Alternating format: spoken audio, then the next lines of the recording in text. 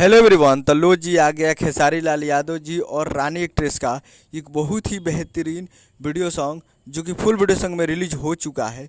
और इस गाने को लिखे हैं प्रभु बिशनपुरी जी और इसमें म्यूजिक है विकी बॉक्स जी का। और इस गाने को गाए हैं खेसारी लाल यादव जी, जो कि आपको स्क्रीन के ऊपर दिखाई दे रहा है। जिस सॉन्ग का टाइटल रखा गया सजनवा, जिसका टाइटल है सजनवा, और ये फुल वीडियो सॉन्ग में रिलीज हो चुका है। और वीडियो में है खेसारी लाल यादव जी और रानी एक्ट्रेस जी, फिट में है रानी एक्ट्रेस जी। और ये फुल वीडियो सॉन्ग आ चुका है। तो आज full video song releasing on 3 नवंबर 2023 को सुबह 6:15 AM पे फुल वीडियो सॉन्ग को रिलीज कर दिया गया है। और फुल वीडियो सॉन्ग आ चुका है।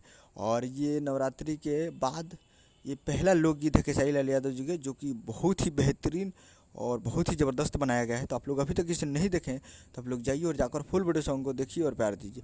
Khesari music world present Bhojpuri YouTube channel पर जाइए और जाकर खूब खूब प्यार दीजिए और इसको ट्रेंडिंग में लाइए। ट्रेंडिंग में तो आ ही जाएगा कुछ ही देर में।